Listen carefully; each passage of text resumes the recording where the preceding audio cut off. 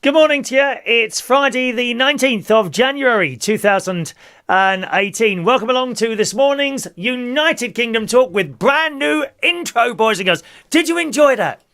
Did you enjoy that? Would you like to know how long that took? Oh dear. Oh, I'm surprised I'm up this early after working on that last night. That's actually taken a few weeks to do that as well. And last night I decided to finish it off.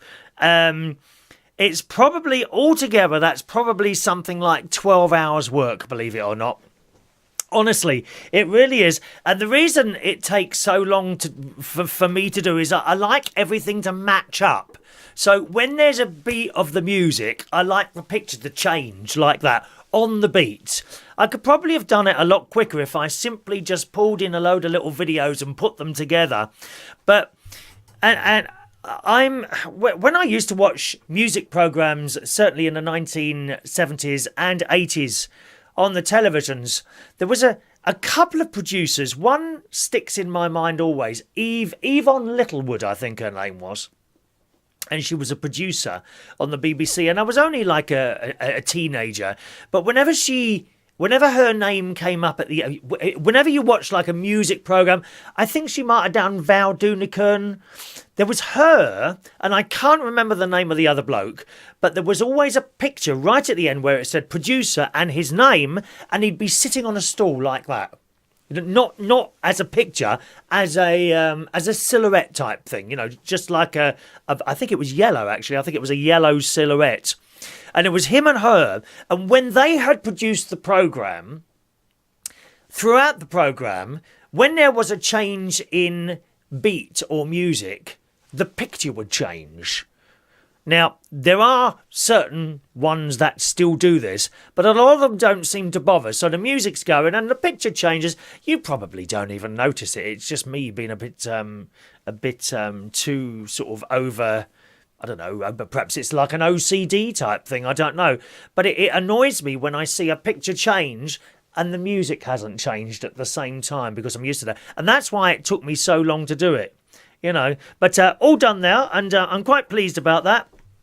I wasn't sure it was going to work this morning, but I watched it just before we came upstairs to have a little chat to you this morning, and I'm quite pleased with that. I hope you enjoyed it anyway. That was the beginning part, of course, was our picture on the River Thames. A little video that we did on the River Thames last week when we went out for an afternoon tea up and down the Thames, which was really nice. And it was actually while I was doing it, and I thought, do you know what? Just going up and down the Thames, that's a great beginning part to sort of the countdown video. Now, some people, I think we've got a couple of people with us this morning. Let's say hello to someone brand new on Periscope, actually. Hello to N. It just says N. So greetings to you, N, who says it's a bit of a long intro. Yes, indeed. Well, it is an intro, but it's also a countdown, you see. The whole idea of having that on for 5 minutes before I start is that it lets everyone know who's kind of subscribed. It go bing, doesn't it, like that? And then you join us, and you've got 5 minutes to join us. And you know something's about to happen. Otherwise, I sit here talking to myself, which isn't unusual, to be honest. I do that an awful lot. I sit here and talk to myself. So greetings to you. Welcome to the show. Okay, over on Facebook Live, first message of the morning goes to Richard Leadham in Australia. Greetings to you, sir. I gather it's very, very hot over in Australia at the moment, isn't it? Very, very hot in Australia. Morning to Pete Branch, Diane Jebb, Christina's there. Hello, Rod. Andy, morning. I'm glad you like the new show opener. It does take a very long time to do something about that. That's why it doesn't change very often. You're lucky to get a new one once a year. Honestly, the end one has also been around for a while. The end video's been around for a while now. But I won't change that one yet. I'll wait till I've got some new sort of material to stick in there. Morning, Jerry. Morning, Adam. Jadav. I think it's your first time with us this morning. Good morning, Jadav. David Jackson's there and coming along to the karaoke tonight. Yes, it's been a while. Your first visit to the karaoke this year, 2018. I'm hosting karaoke tonight, boys and girls. Friday night karaoke is at Central Station Bar in Wharfdale Road, King's Cross, starting at 8:30, right the way through until midnight. Hello to Gary, who's in Cornwall. We've got a couple of people in Cornwall. In fact, I've got something to show you today. The lovely Evan who owns an observatory in Cornwall, has set some beautiful pictures in of the sky, which I'm going to show you very shortly, boys and girls. So hang around for that. Good morning to Kiki D. Morning, Kiki D. That's not the Kiki D who sings, "Don't Go Breaking My Heart." People often send me a little private message. I say, "Is that the Kiki D?" I said, "Well, it is the Kiki D, but not the Kiki D that you're used to watching." Singing with Elton John, "Don't Go Breaking Your Heart," that one, yes. So good morning, Kiki D. No, it's not that one. There are other Kiki Ds in the world, believe me. Not many, but there are some, and that's one of them with us this morning. Good morning. Good morning to Kevin Bell. Missed the intro. We can watch it back on the catch-up later, Kevin. On the playback as soon as we finish. We're only here for about half an hour, as you well know. Okay, I think you'll like it, Kevin. You will like it, especially because it's all London stuff. It's all London stuff right at the beginning there, all right, sir? Christina says the lights reflect on the Thames River shots. Extra sparkles. Yes, those lights, Christina, a lot of that film is shot through a window. And as it got darker, the lights came on in the boat, and that's the reflection of those. And at first I thought, oh, this isn't going to work. And then I thought, no, it added something to it. Rather than look stupid, I thought it added something to it. So that's why I went with that. Okay. Kiki D says, I noticed when the music slowed down, the video of your niece with her baby was great. Yeah, it's all timed. I got to tell you, I don't work these things out first. I kind of look, and as I'm doing it, I'm thinking, hang on a minute, well, the music slowed down there. I'll fade there instead of chop. So I'm glad you noticed it. I'm glad you noticed it, the little bits and pieces I do. Probably, if I watch that thing about 10 times, I'll start noticing faults with it. And then I can go back to the original and make slight adjustments. So, that happens as well. Good morning to Emad.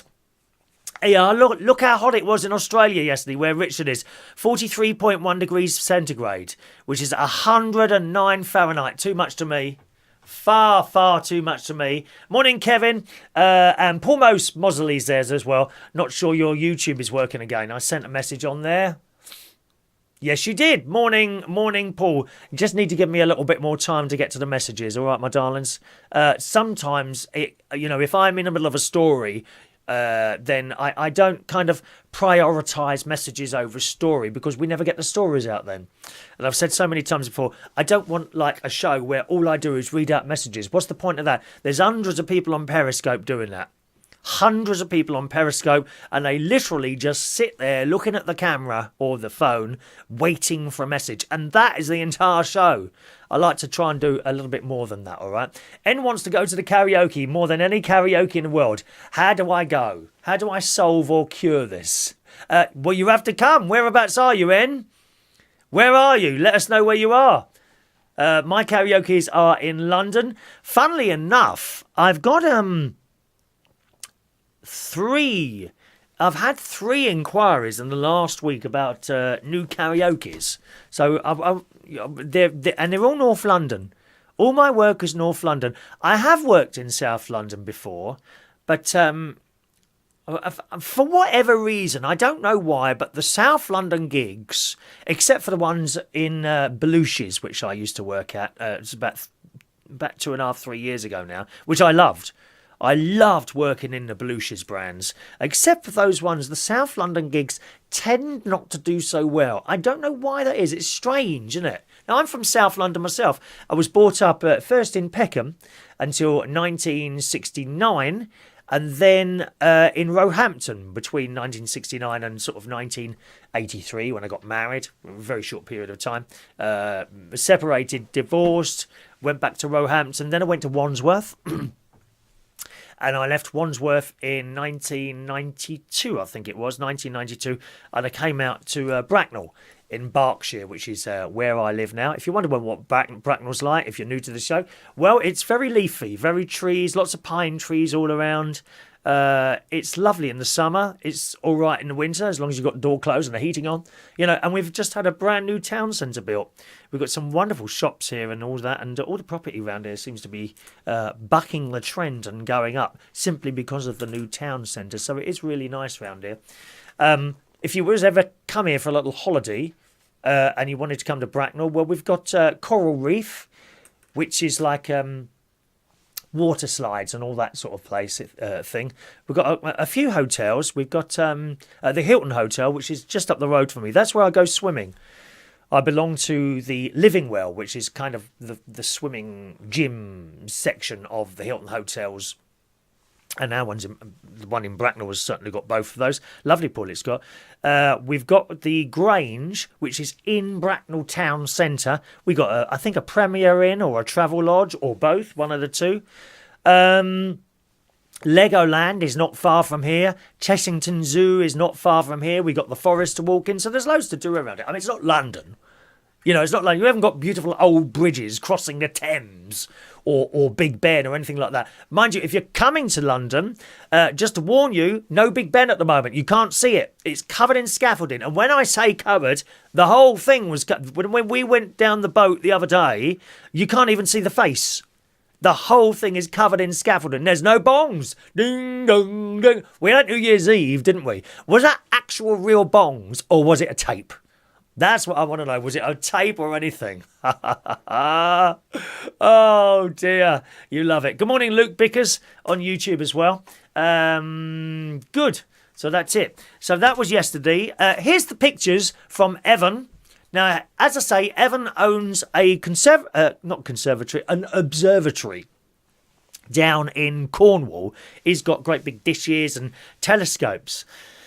And I've never done this before, and he's invited us down to have a look. So I'm hoping to go down at some point and have a look through a telescope at the stars.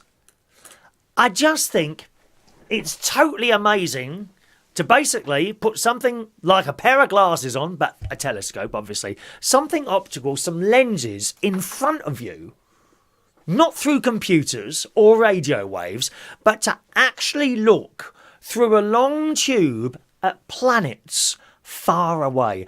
I think that is amazing. And we used to have the London Planetarium where you could go, but I don't think they were telescopes. That was more of like a show, you know, and projections on the ceiling, wasn't it? Like, I remember going to the London Planetarium, I think possibly when I was at school in the 1970s, but I don't think it's there now. It was taken over by Madame Tussauds. Now, Madame Tussauds is somewhere good to go in London if you like that sort of thing. I've got to be honest, I went with my sister and her family about 10 years ago. I found it extremely boring.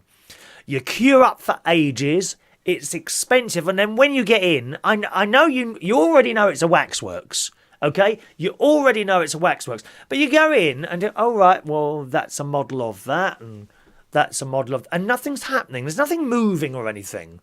I found it incredibly boring, Madame Tussauds, I have to say. And the London Planetarium used to be next door to it. I don't think that's there anymore. I think the whole building is now Madame Tussauds. Anyway, so this bloke's got his observatory, and to actually look through a piece of glass at other planets and perhaps to see the mountains on the moon, to see the actual rings going around Saturn. What an amazing thing that is. Anyway, he's sent us a couple of deep space type images that he's taken with his camera while looking through a telescope. I mean, I don't know quite how you do that. How do you take pictures looking through a telescope? Do you have to kind of get the camera like that and poke it in there? No, it'd be all electronic, I suppose. But here are the pictures. Here's one of a comet he took. Look at that. Isn't that beautiful? Absolutely beautiful, that is. And that comet, hang on, let me just bring up my writing here so I can read it to you as well. That comet is... Oh, I've lost the place now. Oh, gosh. One moment, please. There we are. This is the comet Lovejoy. He says he's quite pleased with how it turns out. You've got to have clear sky and no winds to be able to do this, apparently. I don't know why you have to have no winds. I'm not quite sure about that. So that's the comet Lovejoy. And here is a nebula. That's a nebula. He took just the other night. And I was asking him if they are the actual colours. Or if the colours are added later on, you know, like a computer.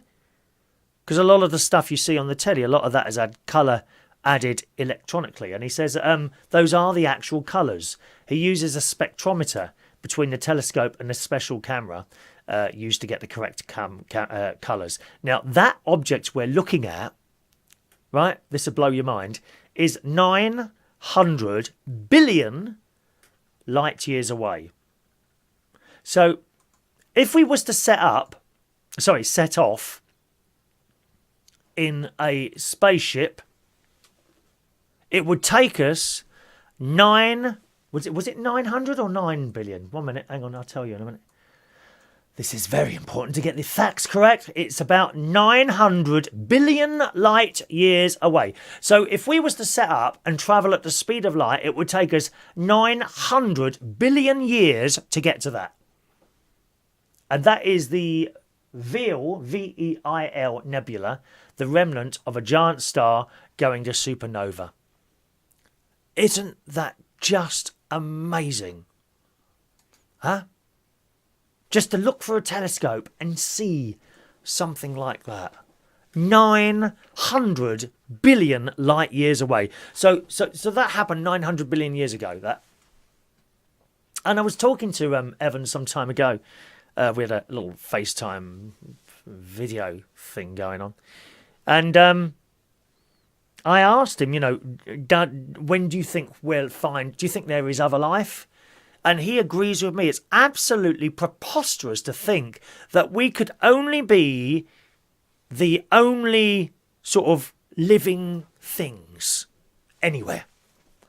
There has to be living things in other places, not necessarily the same as what we describe life.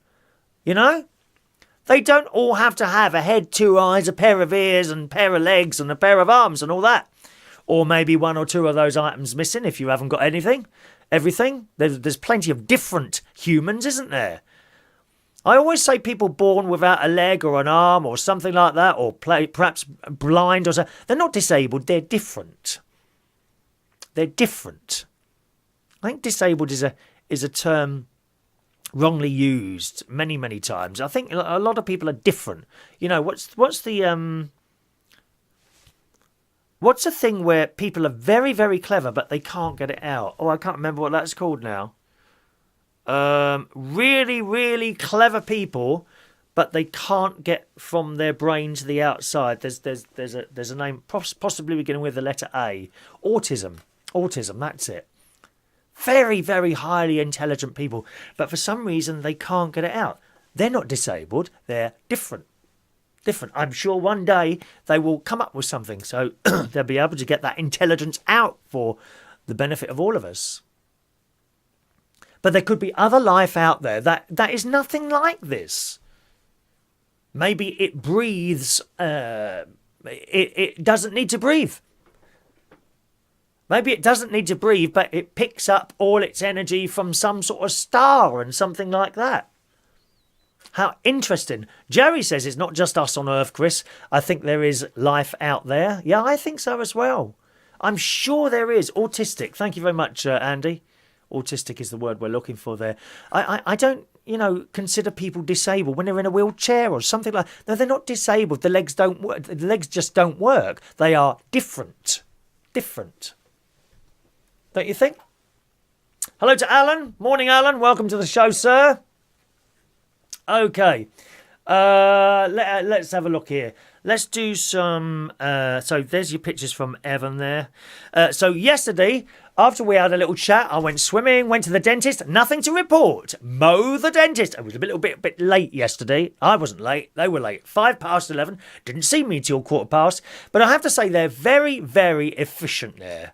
They're really, really good at the dentist I go to, Crossways Dentist in Bracknell. When you go in, it's an NHS dentist. And Mo comes out with his little clipboard. Hello, Chris Reardon, please. Yes, that's me.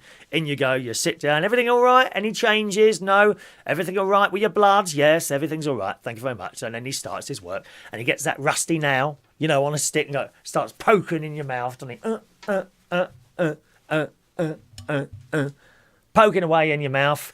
And checking that things are all right, and then that's all okay. That's very quick, that bit of it. Then he took a couple of x-rays, and I'm still amazed, and I'm just stuck in the past, I am. I'm still amazed how they can take an x-ray like that. They take an x-ray, and immediately you push them, they disappear around the back, don't they? You know, when they do the x-ray, they disappear around the back, and they push that button, and there's no one to be seen. Only you in there, receiving the dose of radiation that's too strong for these people. I mean, what are they firing at us all? It's very, very worrying, dear. You hear the noise, don't you? Like that. What are they firing at us through this thing that is so dangerous that they can't even be in the same room as us? So they fired this thing off, you know, and done these 2 x-rays. And then immediately, the it comes up on a computer screen, doesn't it? And it's fantastic. I still think I just think it's amazing that you don't have to send the films away anymore. Last time I said that, well, I haven't said that to him recently, but the first time I ever saw this, you know, this thing coming up on the computer screen, and like, don't you have to send them away anymore? And they just looked at me like I was stupid.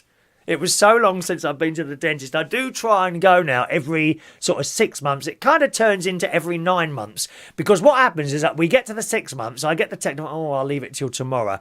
And then I leave it, oh, I don't really want to go yet. And then it takes me about 3 months. As soon as I get the letter, then I'll make the appointment. And that's generally about every 9 months I go.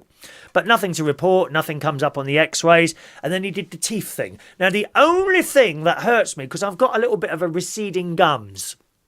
I have a little bit of a blood problem, really, and that makes one of the things I get is receding gums. That and the fact I brushed them too hard. There's never any scale on these teeth. Oh, these people who don't brush their teeth, they're disgusting people. I know a few people with really bad teeth. I don't see any of them at the moment, but a couple of them used to come along to the karaoke. Really bad teeth. They've never looked after their teeth. It's disgusting. Black and just rancid teeth there. I can't understand someone that wouldn't want to brush their teeth before they come out or go to work. Anyway, apparently I brushed mine too hard because we've got the electric toothbrush. Like that, you know. We've got the electric toothbrush. I'm a little bit too rough with it. So my gums are receding a bit. But when he does that cleaning thing, you know, with that hydraulic, I don't know what it is, supersonic thing, you know, to get the scale off. That there's a couple of places in my mouth that like that. Do you do it like that? And he apologises, but you just put up with it. It's like a second of pain, isn't it? Like a second of pain. That's all it is. Then he does the whirly brush on the teeth to make them all clean again. And then you take a mouthful of that nice tasting spearmint stuff.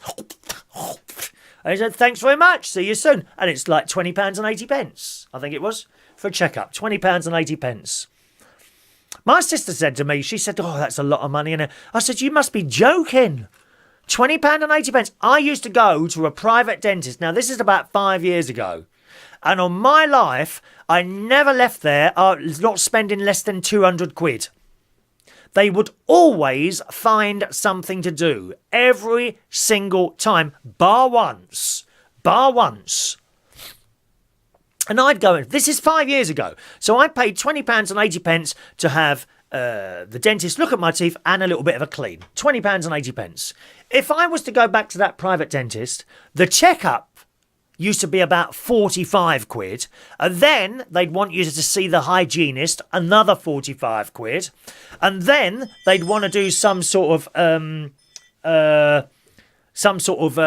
filling work or something like that. That's another 80 quid. I would have been spending, you know, the seat keeps falling off this bit of wood here. Oh, I know, it's moved. Just a minute now. What's that there? This is moved. That's why I keep falling off my base here. I keep falling off my base. I don't seem to be able to get anything that stays on this carpet. I would have been spending £800 a year in that private dentist on my life. Since I've gone to the NHS dentist, I've been with him 5 years, have never in that whole 5 years found one thing to do in my mouth. Not once. So you watch that. If you're going to a private dentist and you're finding that every single time you have work to be done, I'd go somewhere else. Because it's just outrageous. Absolutely outrageous. All right? So that was the dentist. Then after that, I had to take my mate to the hospital in London. He goes to Chelsea and Westminster, a specialist hospital, because he's got a bad chest infection that he's been hanging around now for about 2 months or so. And his chest was very, very tight, he said yesterday, and he's coughing and spluttering.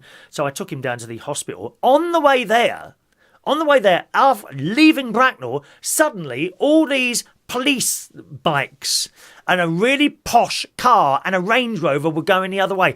Now, we have Sandhurst near me as well, which is where the great Theresa May was yesterday. Theresa May and that French bloke, Mr.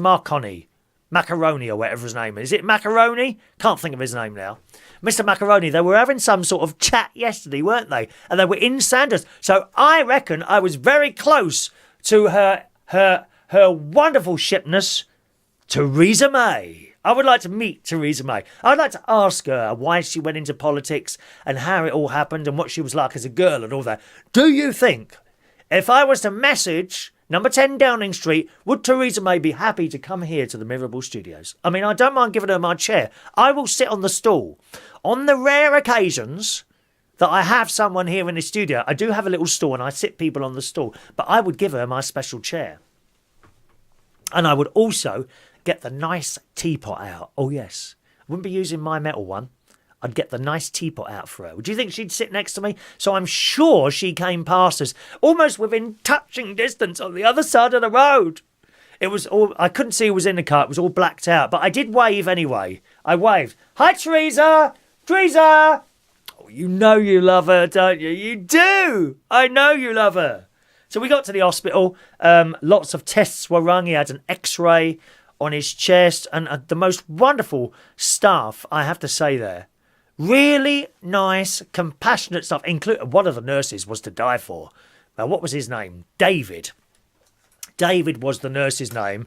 And I'm saying, oh, he's really... Why don't you say something, Ronnie? I said, pointless.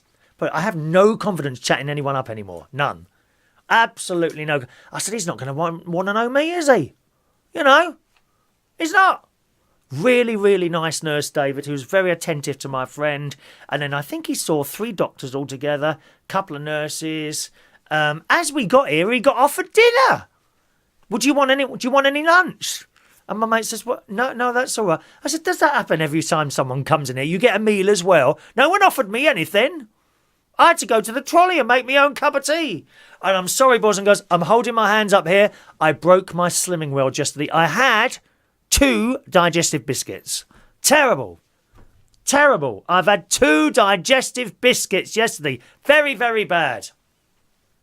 Very, very bad. I don't suppose that's going to matter. So that was about 2 o'clock. We got there at 1:45. We were able to park in a disabled space because my mate's got a badge and all that because he's he's not disabled, he's different. I hate that word, disabled, he's different. And went into the hospital, got dealt with, had a cup of tea there, waited for the chemist. So we got there at 1:45. Do you know what time we left? 5:30. 5:30, we were in there all that time. It went dark outside. I thought it was the end of the world. I was looking for that nebula that I showed you earlier. And that's it. So the thing that they're saying to him, that yes, it's probably it sounds like a seasonal thing. They think he's got possibly COPD. COPD. Now that is caused by smoking and working in smoky atmospheres. Now I am borderline COPD, which means I haven't got it. Okay, and I remember this going back about 8 years or so. I went to the doctor because I kept having chest problems, and they said I had to have a spirometer test. I think a spirometer test, and this is the thing that you blow in it, and you have to blow for a long time. and they say, keep going, keep going, keep going, keep going. Not like a breath test with the police. No, it's just this thing you blow in, and it's supposed to measure your lung capacity. And I'm very borderline. I'm just above not having it. Not having it. Caused by, I did smoke between the ages of 15 and 26, I think. So I smoked for that period of time. Gave up at 26. I'm 54 now, 55 next month. So I don't smoke now. I haven't smoked all that time now. But nevertheless, it does do damage. But probably more damage done to me was working in smoky atmospheres. Because I was a DJ for so many years. You know, you go in some of these places, as you open the door, the smoke used to pour out. Fortunately, we don't have smoking in any of our bars and clubs or indoors, any public spaces now, which is one of the best things any government has ever done. That and win the war. You know, and it's one of the best things people have done is to stop smoking in all these places. But probably that's where mine came from, because you couldn't get out of it at the time. Let me just pick the pen up. You couldn't actually get out of it at the time. You know, do you want to work in a smoky atmosphere or don't you want to work? That was the case.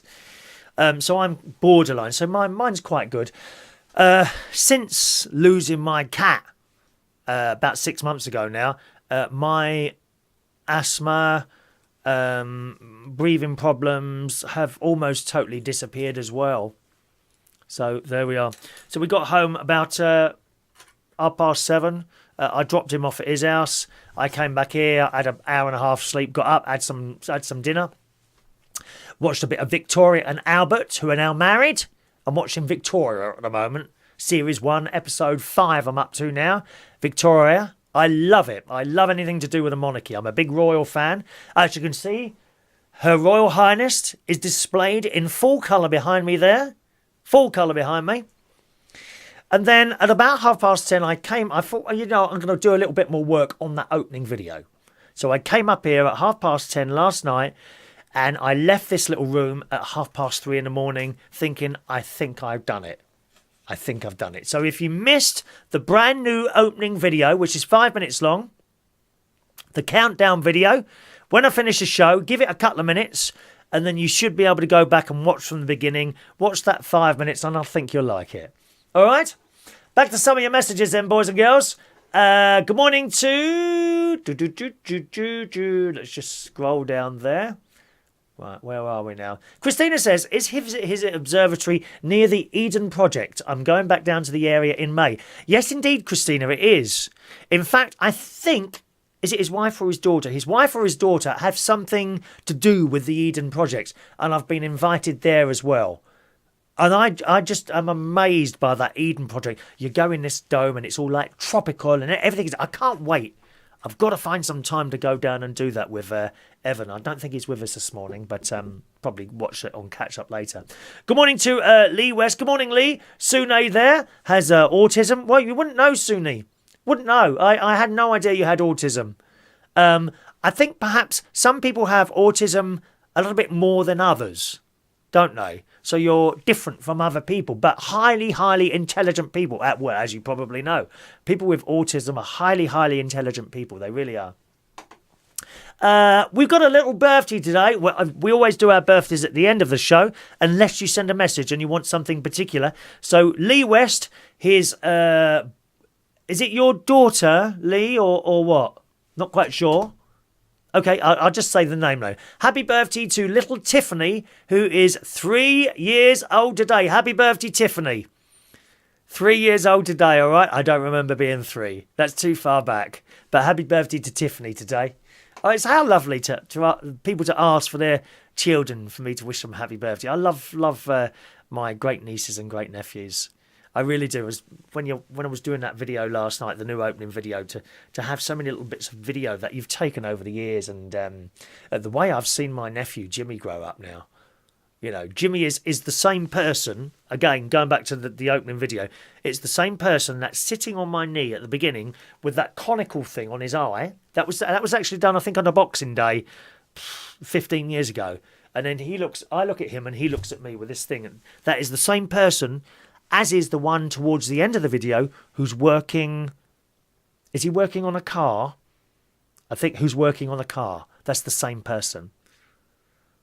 It's the same person. And just to see children grow up like that is fantastic. I can't believe my great nieces, one of my great nieces and one of my great nephews is now 5 years old. Evie is the girl and George is the boy. And then we got 4, 3 and months as well. It's just fantastic. Happy birthday, Tiffany. All right. Alan Diamond says it's £163 for a checkup. How is it £163 for a checkup? Are you for real? It's not £163 for a checkup, mate. I don't know what you're having checked up. £163. It's £20 and 80 pence for an NHS checkup. Where did you get £163 from? You must be having something else done, sunshine. Fillings or something like that, or maybe a new face. Are you considering having a new face, Alan? Good morning to Katie Rose. Welcome to the show. Ronnie is okay. Well, he's still got a tight chest. I've already spoken to him this morning. And he'll be popping over here for lunch. Swimming, of course, is out of the question at the moment. He can't go swimming at the moment. All right. Adam, did you not know I was 54? Yeah, I'm 55 next month, Adam. Perhaps you want to get me a nice birthday gift. Get me a nice birthday gift out. Perhaps your gift to me can be to turn up and sing me a song at the karaoke. There you go. How's that? Good morning, Shane Cameron. Welcome to you. Adam thought I was much older. No, what is that? The lines on the eyes? Is it there? Morning, Ray Reynolds. Morning, Ray. Kevin says the Queen can't be called Her Royal Highness, only Her Majesty, because she's the Royal Monarch. Is that right? You sure about that? I don't know about that. I can't remember that. Kevin remembers when he was 2. Oh, no, I can't go back that far. Are you younger than me? I don't know how old you are, Kevin. How old are you, mate? And Merlin's with us this morning. Good morning, Merlin. You missed the new opening video, Merlin. We got a brand new opening video, dear. Wait till we're finished and have a little look at it. You'll like it. It's all boats and things, and then it goes into... The whole thing has been redone. And also the diamond is a different colour. How fabulous is that? How have I done that? That's one of the secrets of United Kingdom Tour. Oh, Kevin's 44, okay. Over on Periscope, I think there's people talking to each other on Periscope, aren't they? Good morning to S. Gregorian. Happy Friday as well to you, sir. I think people are talking to each other on there. Yeah, looks like they're talking each other.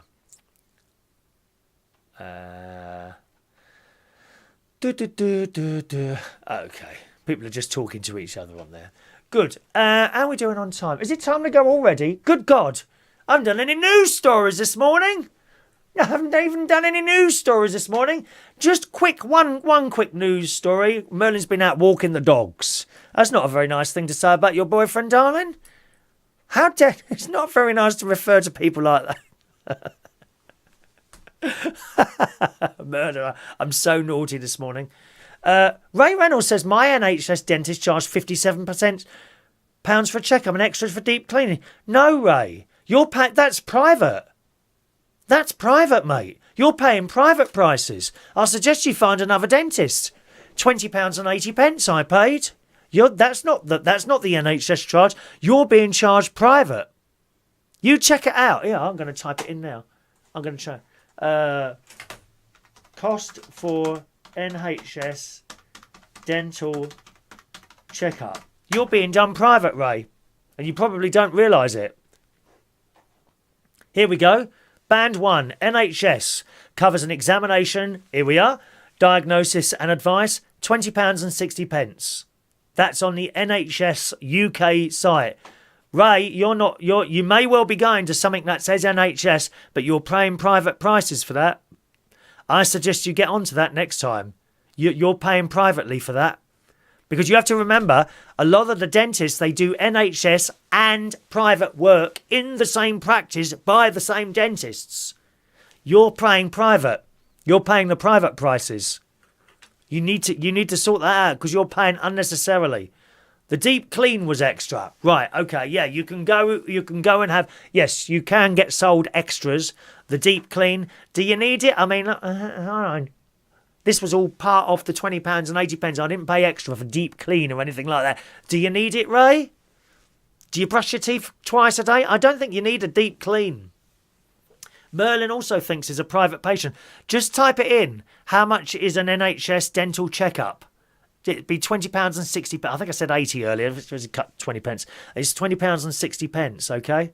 £20 and 60 pence. NHS is free for emergencies, not the dentist. The dentist isn't free, but it is heavily subsidised. Heavily subsidised, okay? I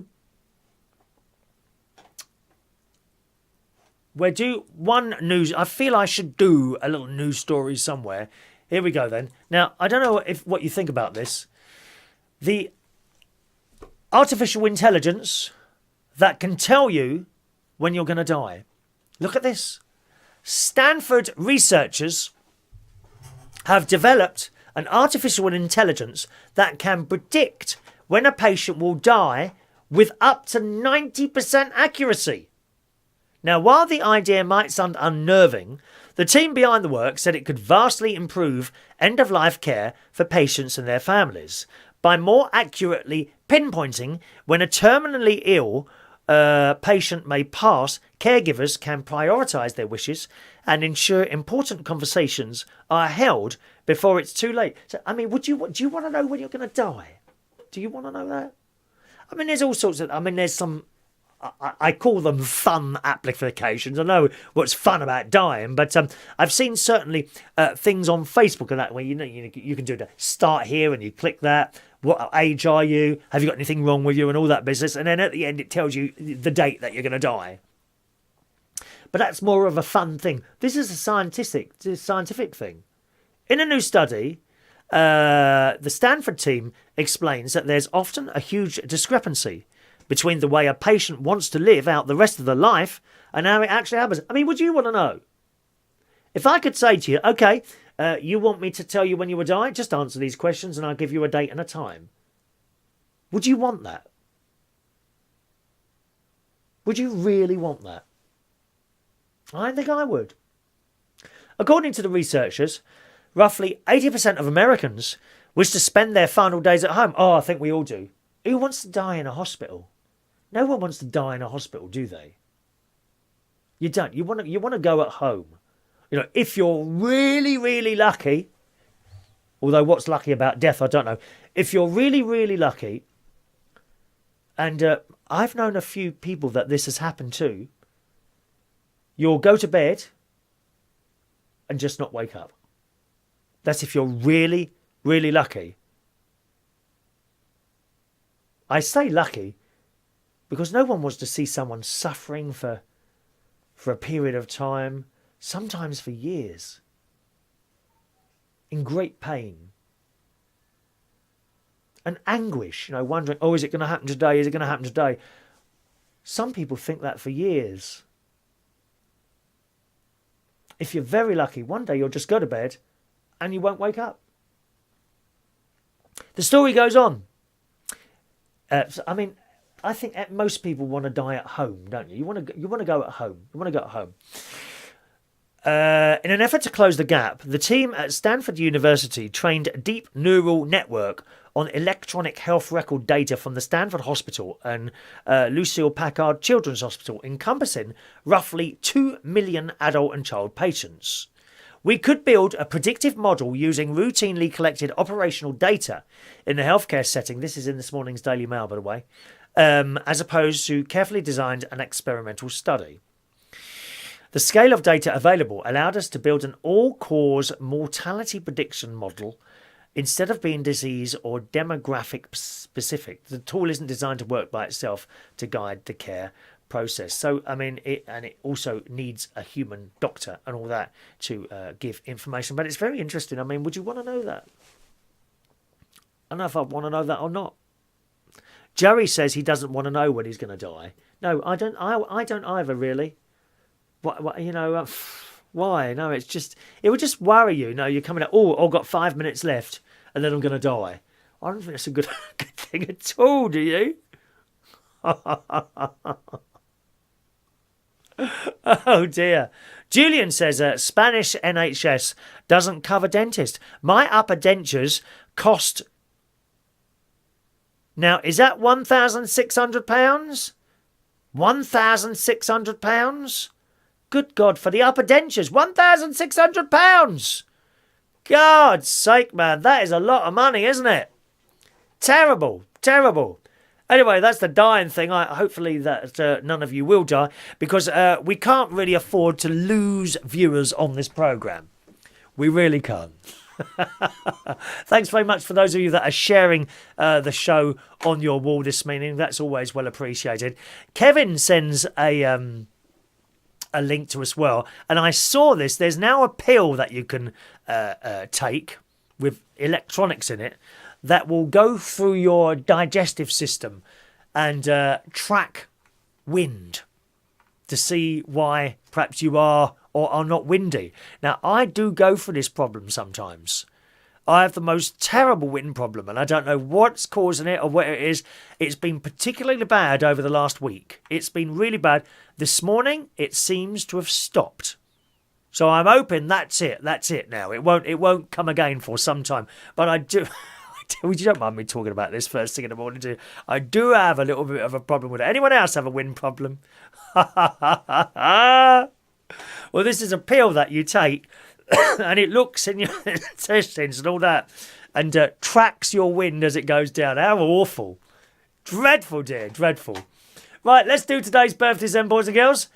We always do birthdays at the end of the show. Once again, happy birthday to Tiffany today, who's 3 years old today. Alan Russell is today 48 years old today. I think you're coming out tonight for your birthday, aren't you, Alan? Because I haven't seen you for months. Happy birthday to Alan today, who's a very young 48 years old. Happy birthday, Alan. Oh, I haven't got my music ready. 1 minute, there it is. Let's get that ready. Happy birthday to Gary G. Gelder. Happy birthday, Gary. 55 today, just a few weeks ahead of me, Gary. Don't worry. You are not alone. We are not alone. Happy birthday, Gary. 55 today. Cara Cramphorn. 34, you young thing, Cara. How are you, darling? Happy birthday, Cara. You wonderful person. Rockella Brown. Happy birthday to Rockella. Are you one of our Manilow girls? I think you might be one of our Manilow girls, Rockella. Happy birthday. Happy birthday to Magic. Little Magic. Magic Pankowski. Hope I've said your name right. Happy birthday to you. And happy birthday to Lulu Jones Power. There's some wonderful names there this morning. I think my favourite name there is... Imagine being called Magic. Isn't that a lovely name? Magic. Happy birthday to you, gang. Oh, no music. Oh, wrong button. 1 minute. Wrong button. Here it is.